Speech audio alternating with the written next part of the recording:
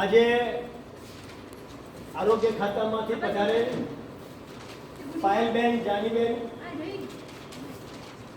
સૈયર ગ્રુપમાંથી નિરૂપાબેન, રોહિણીબેન, આપણી પાંચોટની કાર્યકર બહેનો, આશા વર્કર બહેનો, તેડાગર બહેનો, અમારા શાળાના આચાર્ય શ્રી, મારે સૌ પહેલાં ભાષણ નથી કરવાનું, મારે તમારા ઉપયોગી, તમારા જીવનમાં ઉપયોગી થાય એવી કેટલીક વાતો કરવી છે તમારે લગતી.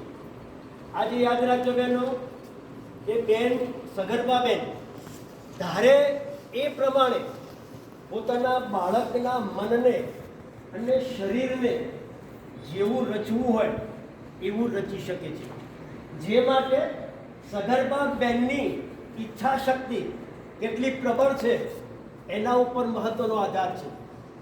ઈચ્છા જ ન હોય તો કશું જ ના થાય.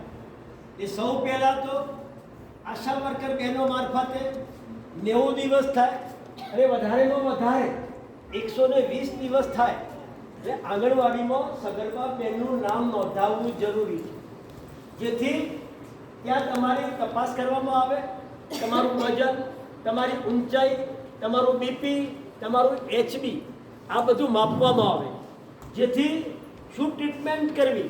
માનો કે તમારું HB 7 ગ્રામ કે તેથી નીચું છે તો તમને 200 ગોળીનો કોર્સ કરવાનો છે. યાદ રાખજો, આયર્ન ફોલિક એસિડ ગોળી સરકાર મફત આપે છે એટલે એવું નહીં સમજવાનું કે આ કંડમ ગોળી છે, પણ એ ગોળી એટલી બધી પાવરફુલ છે બહેનો કે જો ભૂખ્યા પેટે લીધી ને તો આંતરડો ઊંચો કરી નાખશે, તમને ઉલટી કરી નાખશે, એટલી બધી એ પાવરફુલ ગોળી છે. એટલે એનો ઉપયોગ તમે કરો. આ ગોળી જમ્યા પછી લેવાની છે, ભૂખ્યા પેટે નથી લેવાની. જમ્યા પછી આ ગોળી તમે લો અને જેનું HB 10 ગ્રામ છે એને રોજની એક ગોળી એટલે 100 દિવસ સુધી એને 100 ગોળીનો કોર્સ, પેલી બેનને 200 ગોળીનો કોર્સ કરવાનો છે. આ કોર્સ જો તમે પૂરેપૂરો કર્યો તો ડિલિવરી વખતે લોહીના બાટલા નહીં ચડાવવા પડે અને બાળક ખોળ ખોપડો વગરનું અને તંદુરસ્ત જન્મશે. યાદ રાખજો. બીજું TT1, TT2 ધનુરના 2 ઇન્જેક્શનો જેને આપણે કહીએ છીએ દેશી ભાષામાં, એ લેવા ખાસ જરૂરી છે. નહીં તો બાળકને અથવા માતાને ઓછકી આવવાની પણ શક્યતાઓ રહે છે, ક્યાંક ધનુર ઉપડવાની શક્યતા રહે છે. બાળક અથવા માતા આપણે ગુમાવી શકીએ છીએ. આ 2 રસી ન લીધી હોય તો ડિલિવરી વખતે તમે ડૉક્ટરને કહી દો તો તમને બુસ્ટર આપી દેશે, તો એ પણ કરી શકાય છે. આ કર્યા પછી તમારા બાળકને સશક્ત બનાવવા માટે પ્રીમિક્સ કે બાલભોગ પાવડર આંગણવાડીમાંથી અત્યારે જે આપવામાં આવતું હોય એનો ભરપૂર ઉપયોગ કરો. સરકાર મફત આપે છે એટલે કંડમ નહીં સમજો. પહેલાં બાલભોગ પાવડર સરકારે પુષ્કળ આપ્યું, પણ આપણે શું કર્યું? ગાયોને ખવડાવ્યું, ભેંસોને ખવડાવ્યો, કોઈ બકરીઓને ખવડાવ્યો, કોઈએ ફેંકી દીધો, કોઈ લેવા નાખ્યું. કેમ? એમાં ક્યાંક તમારો નહીં, આરોગ્યના ચેરમેન તરીકે મારો પણ વાંક હતો. હું તમને સમજાવી નતો શકું કે આ વસ્તુ એવી હતી કે જે બનાવવાથી શીરો કે સુખડી તમે બનાવતા હતા તો શામ પડતી. હું અને આપણા કલેક્ટર સાહેબ અજય ભાદુ સાહેબ બબ્બે કોથળી લાવીને તો મેં મારા ઘરમાં મારી પુત્રવધૂને આપ્યું કે બેટા આમાંથી શીરો સુખડી તમે જે ભાવે એ તમે બનાવીને જમી શકો છો. મારી પુત્રવધુ શીરો બનાવવા ગઈ, હું અંદર વાંચતો હતો. શીરો બનતા બનતો મને કે પપ્પા બહાર આવજો. બીજું કેમ? કે પહેલાં તમે ખાઓ પછી અમે ખાઈએ. હું જોયું તો કાળો પડી ગયેલો. મેં તરત જ આપણા જાગાણી સાહેબને ફોન કર્યો. મેં કીધું સાહેબ આ લોકો વાતો કરે છે કે આપણો માલ કંડમ આવે છે, એમાં મને થોડું તથ્ય લાગે. મને કે કેમ? મેં કીધું અમારા ઘરની અંદર મારી પુત્રવધુએ શીરો બનાવ્યો તો કાળો પડી ગયો. તો જાગાણી સાહેબ હસ્યા કે તમારા ઘરમાં સફરજન છે? મેં કીધું હા. તો એને કાપીને 1-1.5 કલાક મૂકી રાખો. શું થાય છે? મેં કીધું સાહેબ લાલાશ પકડે ને પછી શામ પડે તો બસ તારે એમાંથી રસોઈ બને એ વખતે વિટામિન, પ્રોટીન, લોહ તત્વ બધું છૂટે એટલે એ કાળું પડે. જેના માટે લઈ ગયા હોય એને તમે ખવડાવો. પછી મેં મારી પુત્રવધૂને ખવડાવ્યું. એટલે ઘણી વખતે આપણે સમજ્યા નથી અને એનો દુરુપયોગ કરીએ છીએ. એટલે બાળકને જો સશક્ત બનાવવું હોય તો તમને ભાવેથી નથી ખાવાની, પણ તમારા બાળકને તમારા શરીર માટે કઈ ઉપયોગી ચીજ છે એ ખાવાની છે. અત્યારે બહેનો શું કરે છે? માટી ખાય છે કે નહીં? હા, અરે ઓગળીના કાતરા ખાવા, માટી ખાવી, આ બધું બરાબર નથી. એટલે જે ખાવાની વસ્તુ છે એ તમે ખાઓ, જેથી કરીને બાળકને ગર્ભની અંદર પોષણ મળે, એ જરૂરી છે. બીજું, ડિલિવરી થાય એ વખતે માતાને એટલે કે બહેનને ગભરામણ થાય તો ઘણી ગામડાની બહેનો બોલતી નથી, બિચારી પાહુવાળી ઊંઘી જાય, કેમ કે આવું થતું હશે. પણ એને પૂછો આશા વર્કર તરીકે અથવા તો તમે હોય તો તમે કે બેન કેમ આમ તમે ગભરાવો છો, એટલે કે મને આવું થાય છે, તો તમે તાત્કાલિક ડૉક્ટરને બોલાવી એની ટ્રીટમેન્ટ અપાવી શકો છો. એના પગ ભયંકર દુખતા હોય, માથું ફાટી જતું હોય તો પણ બેન માટે બરાબર નથી, એ પણ તમે ડૉક્ટરને બતાવો. એના શરીરમાંથી બ્લડિંગ થાય, એમાં પણ પીળાશ પડતું વાસ પડતું બ્લડિંગ આવે તો બેન માટે ઘાતક છે, ધ્યાન રાખજો. બેન ગુમાવી દેશો તમે, એટલા માટે ગાયનેક ડૉક્ટરને બતાવી એની ટ્રીટમેન્ટ કરાવી નાખો. એના સ્તન ઉપર વાહિયા પડી ગયેલા હોય કે સોજા આવી ગયેલા હોય તો પણ બરાબર નથી. એની ડીંકડી ઉપર કાપા પડી ગયા હોય તો પણ એ બેન માટે બરાબર નથી. આ તમે ટ્રીટમેન્ટ કરાવો. બાળક જન્મે એટલે તરત એને નવરાવવાનું નથી, ધ્યાન આપજો.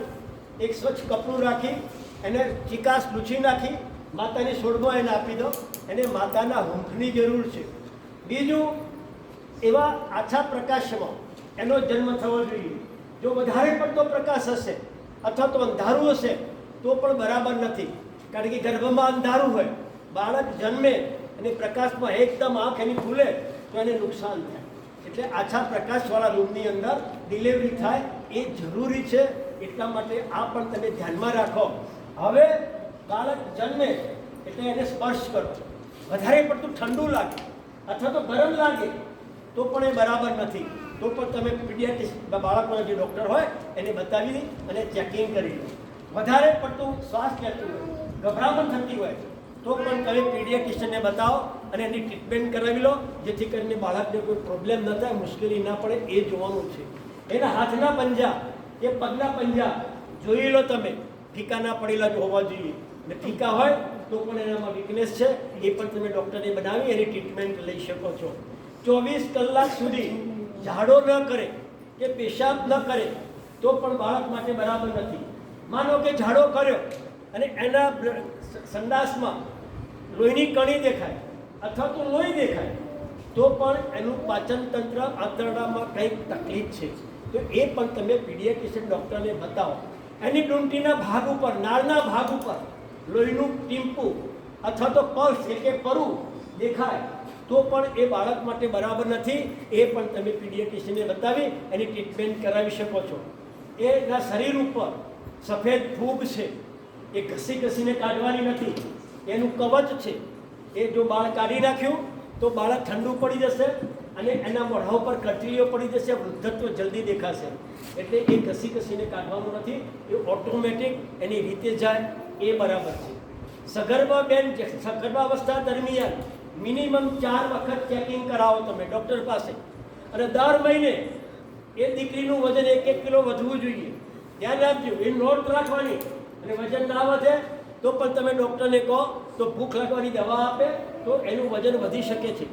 આ પણ તમારે ધ્યાનમાં રાખવું છે. આશા વર્કર બહેનોએ અને આંગણવાડી કાર્યકર બહેનોએ એ બહેનોને આ ટ્રીટમેન્ટ આપવાની છે, સમજ આપવાની છે. આ તમે કરો. જન્મ ડિલિવરી પછી તરત જ સગર્ભા બહેનને વિટામિન એનો ડોઝ પણ તમે આપી શકો છો. એ વિટામિન એ એન્ટીબાયોટિક છે અને ભરપૂર શક્તિદાયક છે, તો એ પણ તમે આપી દો, એ જરૂરી છે. એટલા માટે તમે બીજું, બાળક જન્મે એટલે પહેલાં 1.5 કલાકની અંદર માતાનું પ્રથમ ધાવણ ખીરું તાત્કાલિક આપી દો. 1.5 કલાકમાં જે બાળકને ખીરું મળી જશે, કારણ કે એ પણ વિટામિન એનો ભરપૂર સ્ત્રોત છે, એન્ટીબાયોટિક છે ને રોગ પ્રતિકારક શક્તિ ધરાવે છે. તો એ પહેલો ડોઝ માતાનો આપી દો. ઘણી વખતે ગામડામાં સમજ્યા વગર એ પીળાશ પડતું, ચિકાસ પડતું ને ઘટ હોવાથી એને કાઢી નાખે છે, અને બીજી હેર જે આવે એ આપે છે. એ બાળકોના દુશ્મન છે, ધ્યાન આપજો. એટલા માટે, અને જે બાળકને 1.25 કલાક 1.5 કલાકમાં પ્રથમ ધાવણ મળ્યું એ બાળક જલ્દી બીમાર નહીં પડે, અને કદાચ બીમાર પડશે તો સામાન્ય દવાથી ઝડપથી બેઠું થઈ જશે. પણ જો એ બાળકને ખીરું નહીં મળ્યું હોય તો વારંવાર બીમાર પડશે અને એનું બેઠું કરવા માટે પણ હાઈ ડોઝ દવા આપવી પડતી હોય છે. એટલા માટે માતાનું પ્રથમ ધાવણ એટલું જ જરૂરી છે. બીજી મહત્વની બાબત કે બાળક 6 મહિનાનું થાય ત્યાં સુધી મોં દ્વારા માતાના ધાવણ સિવાય કોઈ ચીજ આપવાની નથી. માનો કે 6 મહિના પહેલો એને ઝાડા ઉલટી થઈ ગઈ તો જે ઝીંક નામની ગોળી તમે આપો છો ને, કેટલી ગોળી આપો છો? કેટલી ગોળીનો કોર્સ છે? 14 ગોળીનો. મટી જાય કે ન મટી જાય તો પણ એ કોર્સ ચાલુ રાખવાનો છે. એ પાણીમાં નથી આપવાનું, એ માતાના ધાવણ ચમચીમાં લઈ ઓગાળી અને પછી એ બાળકને આપવાનું છે. એટલે માતાના ધાવણ સિવાય એને કશું જ આપવાનું નથી. ઘણી વખતે શું હોય, વૈશાખ જેઠ મહિનો અને બાળકને 5મો મહિનો ચાલતો હોય, બાળક રડે, એ દાદા કે દાદી કે એને પાણી ઓઠવો, ભાઈ પાણી ઓઠવો. નહીં, પાણી ઓઠવવાનું નથી, બાળક ઓઠવી જશે. કારણ કે હજુ એનું પાચન તંત્ર જોઈએ એવું તૈયાર થયેલું નથી. એટલા માટે તમે આ છે બાળકને પૂરેપૂરું ધાવણ આપો. તમે માતાનું ધાવણ બાળક માટે અમૃત સમાન છે. અત્યારે બાટલી ઉપર ચડાવી દે છે, એ બાળકની સાચી માતા નથી. હકીકતમાં ધાવણ આપવાથી સ્તન કેન્સરના પ્રશ્નો મટી જશે. બેનને જો ધાવણ નહીં આપે તો સ્તન કેન્સર થશે, અને આ આપશે તો બાળક અને માતા બંને સ્વસ્થ રહેશે. જેટલું વધારે ધાવણ આપશો એટલું બાળકને વધારે ધાવણ મળશે. અને રાત્રે પણ 1-2 વખત એને ધાવણ આપી દો તો માતા અને બાળક બંને સ્વસ્થ રહેશે. એ પણ જરૂર છે. બાળકને ધવડાવ્યા પછી ખભા ઉપર કે ખોળામાં ઊંધું પાડી 5 મિનિટ થપથપાવો, જેથી ગેસ નીકળી જશે. તો જે ગળી જવાના પ્રશ્નો છે એ ગળી જવાના પ્રશ્નોમાંથી પણ બાળક બહાર આવી જશે. એટલે આ બધી જે નાની નાની બાબતો છે એ તમારા બાળક માટે અને તમારા માટે ખૂબ જ ઉપયોગી છે. એ વાત હું તમને કરવા માટે આજે બધાને ભેગા કર્યા છે. કુદરતી આપણા આરોગ્ય ખાતામાંથી પણ બહેન આવ્યા છે, અને જાયન્ટ્સ ગ્રુપમાંથી સૈયર બહેનો એ પણ આ બધા કાર્યો કરે છે. મારા જેવાને બોલાવી અને આ કામ કરે છે. તો તમે આટલું કરો. તમને કદાચ આ યાદ નથી રહેતું તો મારી જોડે પત્રિકા છે. આ પત્રિકામાં જે છે એ તમે વાંચી અને એનો અભ્યાસ કરો તો તમે એનું અમલ કરી શકશો. તો આટલી વાત મારી ધ્યાનમાં રાખો એવી મારી તમને બધાની વિનંતી છે.